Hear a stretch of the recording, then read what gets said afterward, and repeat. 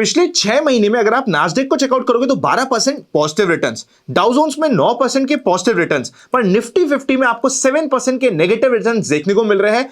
Indian stock market की अगर आप इंडेक्स स्मॉल कैप की बात करोगे तो वहां पे आपको 18 से 19% तक का करेक्शन देखने को मिल रहा है। ऐसा क्यों हो रहा है, आज की इस वीडियो में डिस्कस करते हैं। आज हम सबसे पहले यह डिस्कस करेंगे कि इंडियन स्टॉक मार्केट में अभी करेक्शन क्यों हो रहा है, ये जो करेक्शन और इतना हैवी पेन आ रहा है हमें मार्केट में, उसका क्या कारण है। फिर हम ये बात करेंगे कि आने वाले समय में करेक्शन खत्म होने या फिर करेक्शन को कंटिन्यू रहने के लिए कौन से इंपॉर्टेंट फैक्टर हो सकते हैं। तो काफी इंपॉर्टेंट वीडियो है, एंड तक ना मत बोलिएगा, लाइक अभी से ही कर दीजिएगा। मिनिमम 5000 लाइक इस वीडियो पे हमें मिल जाने चाहिए। देखिए, सबसे पहले अगर हम करेक्शन की बात करेंगे ना, सबसे मेन कारण है एफआईएस की सेलिंग।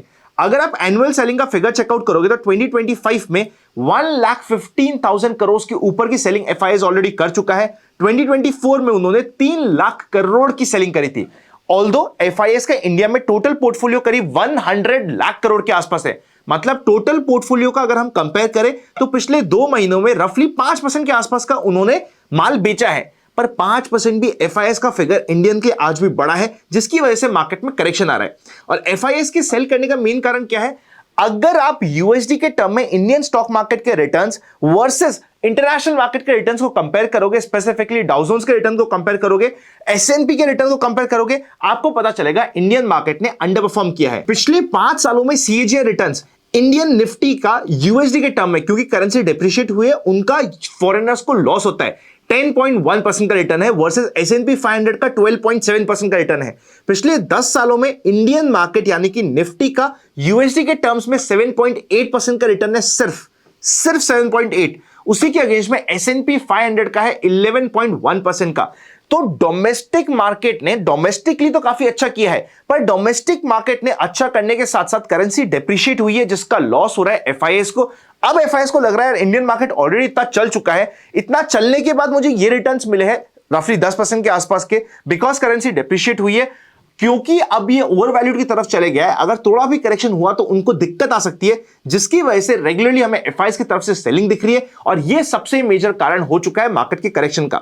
जब तक एफआईएस की सेलिंग नहीं रुकेगी तब तक इंडियन स्टॉक मार्केट में क्या एक बेस बनके एक नई रैली के लिए मार्केट जाएगा, क्या मार्केट एक नई लाइफ टाइम हाई तक के लिए जाएगा, एक बड़ा क्वेश्चन मार्क और काफी टफ क्वेश्चन हो जाएगा, और काफी टफ हो जाएगा स्पेसिफिकली स्मॉल कैप और मिड कैप के लिए। इस पॉइंट को ध्यान रखिएगा। नेक्स्ट हम सेकंड पॉइंट की बात करें ना, तो इंडियन मार्केट की जो लिक्विडिटी है, जो ट्रांजैक्शंस का वॉल्यूम है, वो हेवीली डिक्रीज हो गया है। अगर आप काम कर रहे होंगे तो आपको पता होगा 60% तक वॉल्यूम्स ड्राइव हो गए, जिसके कारण है कि भैया वीकली एक्सपायरी को बंद कर दिया, कॉन्ट्रैक्ट के साइज को बढ़ा दिया, ट्रांजेक्शन चार्जेस ऑलरेडी बहुत ज्यादा है, बहुत कंफ्यूजन क्रिएट हो रहा है, जिसकी वजह से इंडियन मार्केट को स्टेबलाइज होने में टाइम लग रहा है। मोर देन दैट, जो रिटेल का पार्टिसिपेशन था मार्केट में, स्पेसिफिकली ऑप्शंस में या मार्केट के पार्टिसिपेशन में, वो धीरे धीरे कम हो रहा है, बिकॉज लॉट साइजेस बढ़ गए हैं, ऑप्शन बाइंग कम हो गई है, एक्सपायरीज कम हो गई। इवेंचुअली आई थिंक वापस से एक्सपायरीज को लाना पड़ेगा या स्टेबलाइज करना पड़ेगा, वरना इंडियन मार्केट में कई बार दिक्कतें भी आ सकती है, बिकॉज वॉल्यूम्स ही इतने नहीं हो रहे जितना हम एक्सपेक्ट कर रहे हैं। इसके लिए आपको यह भी समझना पड़ेगा, अभी ऑफ लेटली इंटरनेशनल टर्म्स में बिटकॉइन या फिर क्रिप्टो का मार्केट काफी एक्टिव हो गया है। अगर हम ट्रम्प की बात करें तो ट्रम्प काफी एक्टिव या बुलिश थे बिटकॉइन में। अभी जब मार्केट करेक्ट होता है तब हमें ट्रम्प की फैमिली या ट्रम्प की तरफ से काफी सारे स्टेटमेंट्स मिलते हैं कि हमने तो इथेरियम बाय कर लिया $2200 के आसपास में। ट्रम्प के ही बेटे का ये स्टेटमेंट था, जब अभी रैंडमली इथेरियम का एक फॉल आया था, उसमें उन्होंने कह दिया। मतलब ट्रम्प अभी ज्यादा कुछ नहीं कर रहे एक्शन क्रिप्टो में, वो अभी शांत बैठा है, चुपचाप एकदम वेट एंड वॉच कर रहे हैं, कह रहे कि एक बार हम क्रिप्टो से भी थोड़ा बहुत लोगों को वीक हैंड्स को निकाल दे। उसके बाद प्रोबेबली अगर ट्रम्प वापस से क्रिप्टो में एक्टिव हो जाते हैं, बिटकॉइन इथेरियम में एक्टिव हो जाते हैं, तो उस एसेट क्लास के ऊपर भी all over the India, all over the world focus जाता जा रहा है। इसका भी एक मेन कारण है कि इंडियन मार्केट इतनी जल्दी वापस से बाउंस बैक नहीं कर पा रहा। अगर आप भी चाहते हो by the way crypto currencies में काम करना, तो आप डेल्टा एक्सचेंज इंडिया को यूज कर सकते हो। लिंक आपको डिस्क्रिप्शन में मिल जाएगा। डिस्क्रिप्शन में दिए गए लिंक में सबसे पहले आपको 10% का फ्लैट ऑफ मिलता है कोई भी ट्रांजेक्शन करने में। मोर देन दैट, उसी के नीचे एक और मैंने फॉर्म भी दे रखा है, जो हमने एक स्पेशल चैनल बनाया, जहां पे हम कुछ नया स्टडी करने के लिए, नई ट्रेड समझाने के लिए, किस तरीके सेटअप बन रहे हैं, सिखाने के लिए वहां पे आप जुड़ सकते हो। पर उसके लिए सबसे पहले आपके पास डेल्टा एक्सचेंज इंडिया में डिस्क्रिप्शन में दिए गए लिंक से अकाउंट होना चाहिए, तो आप वहां पे चेकआउट कर सकते हो। मोर देन दैट, अगर आप क्रिप्टो में चेकआउट करोगे ना, एज अ ट्रेडर अगर आपको चाहिए मार्केट में काम करना, तो आपको चाहिए वॉलेटिलिटी। नीचे मैंने आपके लिए एटीआर यानी कि एवरेज टू रेंज लगा रखा है। यहां पे एवरेज टू रेंज है 3000 से $4500 की। मतलब पर डे में 3 से $3500, $4000 का मूव आ जाता है क्रिप्टो में। अभी बाय द वे क्रिप्टो में एक फ्लैट बेस बन रहा है, मतलब एक छोटे से मार्केट कंसोलिडेट कर रहा है, पर जब भी इस फ्लैट बेस को तोड़ के इधर साइड जाएगा, एक बड़ा मूव क्रिप्टो में भी एक्सपेक्टेड है, तो उसको आप स्टडी कर सकते हो, जिसके लिए आपको डेल्टा एक्सचेंज इंडिया की रिक्वायरमेंट होगी। And all over the world क्रिप्टोस के ऊपर फोकस बढ़ता जा रहा है, जिसकी वजह से प्रोबेबली हमने भी धीरे धीरे क्रिप्टो के बारे में बात करना स्टार्ट किया, क्योंकि अगर इंटरनेशनली कोई एसेट बहुत ज्यादा फोकस में आ रहा है और वहां पे मौका बन रहा है, तो हम यहां पे धीरे धीरे डिस्कस भी करेंगे। मैं ये नहीं कह रहा कि हमेशा ऊपर जाएगा, अगर आप समझ लो कि यार यहां से एक फॉल भी आ सकता है, तो प्रोबेबली आप फ्यूचर्स को शॉर्ट करके या ऑप्शंस में पुट को बाय करके भी काम कर सकते हो। अगर आप चाहते हो कि हम डिटेल ऑप्शन की एक सीरीज बनाए फ्री ऑफ कॉस्ट सबके लिए, तो कमेंट में जाके यस मुझे बता दीजिएगा। अगर आपके सफिशिएंट मुझे कमेंट्स मिलते हैं तो हम एक ऐसी सीरीज बनाने की कोशिश करेंगे। थर्ड इंपॉर्टेंट कारण जानते हैं कि मार्केट में अभी करेक्शन का मेन कारण क्या है। ये मैंने एक इंपॉर्टेंट स्लाइड आपके सामने प्रेजेंट करी है। यूएस क्या है, डिफरेंट ट्रेड वॉर्स बार बार इनिशिएट कर रहा है।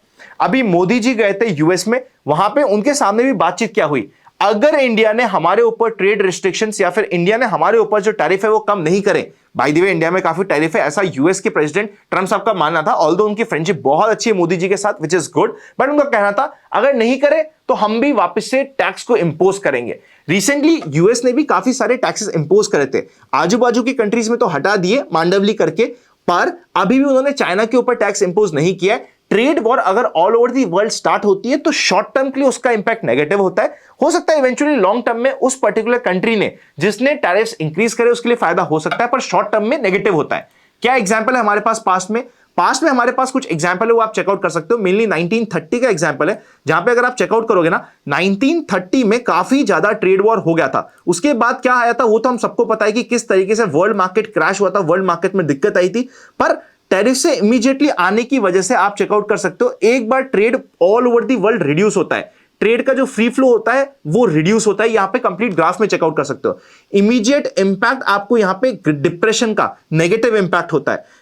सारा डेटा ये बता रहा है कि हो सकता है इवेंचुअली बाद में अच्छा भी हो जाए local economically, but immediately negative होता है। और ट्रंप ने जो हाइक को प्रपोज किया है उस हाइक का छोटा मोटा क्वांटम नहीं है, बहुत ज्यादा बड़ा हाइक प्रपोज कर रहा है ट्रंप, जिसकी वजह से world market, world trade, world tariff impact में आ सकता है। ये एक बड़ा नेगेटिव और बड़ा फियर बन चुका है। अगर हमें ट्रंप की तरफ से और कोई भी कारण मिलता है जहां पे इमीडिएटली वो टैरिफ बढ़ाने की बात करते हैं, फिर बढ़ा देते हैं, क्योंकि ट्रंप रैंडमली डिसीजन लेते हैं, हम सभी को पता है। अगर ऐसा होता है और इंटरनेशनल मार्केट में स्पेसिफिकली यूएस मार्केट में करेक्शन स्टार्ट होता है, तब इंडियन मार्केट के लिए मेन दिक्कत स्टार्ट होगी। अभी इंडियन मार्केट के करेक्शन के 3 मेजर कारण हमने समझ लिए, ये कारण वर्स होंगे, मतलब नेक्स्ट राउंड ऑफ सेलिंग जहां पे हम बात कर रहे हैं। निफ्टी में अभी टॉप से रफली 10% का करेक्शन आ चुका है, 12% का करेक्शन आ चुका है। ये 12% का करेक्शन 20% के करेक्शन में ट्रिगर होने के लिए सबसे पहले इंपॉर्टेंट ट्रिगर होगा इंटरनेशनल मार्केट्स का फॉल होना। ये एक बहुत छोटा पॉइंट आपको लग सकता है, बट काफी इंपॉर्टेंट है। मैं आपको अगर यूएस मार्केट का 10 साल का डिफरेंशियल स्टॉक के प्राइसेस बताऊं वर्सेस अर्निंग पर शेयर बताऊं, यहां पे ईपीएस हमने 3 साल का एवरेज लिया ताकि वो स्मूथ हो जाए। आप चेकआउट करिएगा, ऑरेंज लाइन आपकी ईपीएस की है।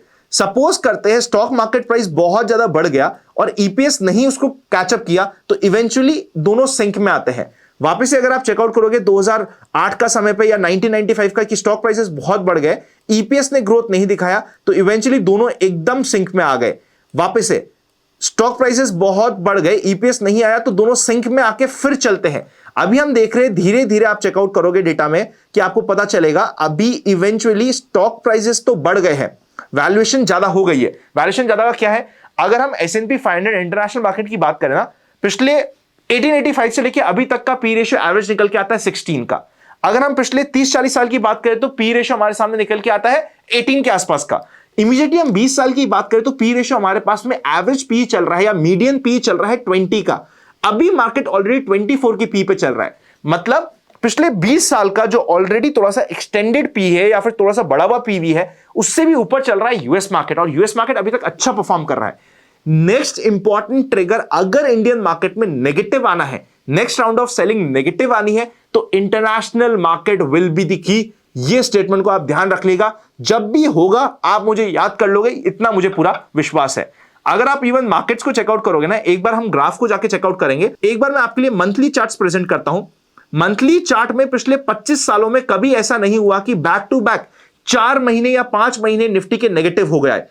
अगर मार्केट इस महीने यानी कि फेब के महीने में बाउंस बैक नहीं कर पाता, ऑल्दो अभी भी प्रोबेबिलिटी बनी हुई है कि किसी ना किसी कारण से एक बार बाउंस बैक आ जाए हमारे, क्योंकि अभी market for the timing ultra short term में थोड़ा सा ओवरसोल्ड होता जा रहा है। पर अगर ऐसा नहीं होता है तो पिछले 25 साल में पहली बार होगा कि बैक टू बैक 5 महीने निफ्टी की नेगेटिव क्लोजिंग आई है।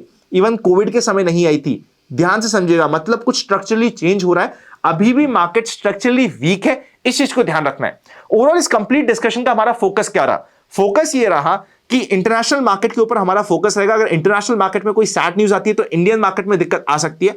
अगर हमें इंडियन मार्केट में because of charges, because of confusion, because of less volatility या फिर बिकॉज ऑफ मार्केट के साइज बढ़ने के कारण हम नहीं ट्रेड कर पा रहे, तो इंटरनेशनल एसेट बिटकॉइन या फिर क्रिप्टो में हम काम करना स्टार्ट कर सकते हैं, जिसके लिए डेल्टा एक्सचेंज इंडिया, जो ऑलरेडी इंडिया में FIU रजिस्टर्ड है, वहां पे आप जाके काम करना स्टार्ट कर सकते हैं, जिसका लिंक आपको डिस्क्रिप्शन में और पिन कमेंट में मिल जाएगा। थर्ड इंपॉर्टेंट पॉइंट हमारे सामने ये आता है कि एक बार मार्केट साइजेबल बाउंस के लिए रेडी हो रहा है, because back to back correction चल रहा है, पर वो साइजेबल बाउंस का मतलब ये नहीं है कि मार्केट एक नई रैली की तरफ जा रहा है। मार्केट नई रैली के लिए रेडी नहीं हो रहा है, पर एक डेड कैट बाउंस के लिए शायद मार्केट रेडी हो रहा है। आज के दिन भी हम मार्केट को चेकआउट करें ना इमीडिएटली, तो हमें दिख रहा है कि मार्केट में बाउंस आया है। तो अब हमारे लिए ना ये रेंज इंपॉर्टेंट है। मार्केट ने एक रेंज सी बना ली है, तो इस रेंज के बीच में जो ये हमारी रेंज बनी हुई है, इस रेंज के बीच में मार्केट ट्रेड कर रहा है। लोअर रेंज में आपको कई बार बाउंस बैक मिलेंगे, ऊपर के रेंज में सेल ऑफ मिलेगा, और इस रेंज को ऊपर की साइड तोड़ने के लिए इंटरनेशनल पॉजिटिव न्यूज की रिक्वायरमेंट होगी, नीचे की साइड तोड़ने के लिए इंटरनेशनल नेगेटिव न्यूज की रिक्वायरमेंट होगी। मेरी प्रोबेबिलिटी ये कहती है कि अगले 2 महीने में इंटरनेशनल नेगेटिव न्यूज आने की प्रोबेबिलिटी शायद थोड़ी सी ज्यादा हो सकती है एज कंपेयर टू पॉजिटिव। इसलिए हमें सारे ट्रिगर्स पे ध्यान रखना पड़ेगा। एंड एज अ पोर्टफोलियो, अगर मेरा बहुत ज्यादा हेवी एक्सपोजर हो रखा है स्मॉल कैप और मिड कैप्स में, थोड़ा संभलने की वहां पे रिक्वायरमेंट होती है। आई होप इस वीडियो में आपको मजा आया होगा। मजा आया तो लाइक कर दीजिएगा। अगर अभी तक आपने डेल्टा एक्सचेंज इंडिया को चेकआउट नहीं किया तो it is an amazing platform जहां पे आप फ्यूचर्स को, ऑप्शंस को ट्रेड कर सकते हो। मोर देन दैट, यहां पे आपको लेवरेज, जब आप चेकआउट करते हो, आपको 200 गुना तक की भी लेवरेज मिल जाती है। मैं कहता हूं 200 गुना नहीं, बट 5 गुना, 10 गुना लेवरेज हमारे लिए काफी यूजफुल रहती है। अगर हमारा व्यू सही होता है, कैपिटल छोटी होती है, फिर भी हमें काम करने में यहां पे मदद मिल सकती है। इसको आपको ध्यान रखना पड़ेगा। Happy learning and I will see you very soon.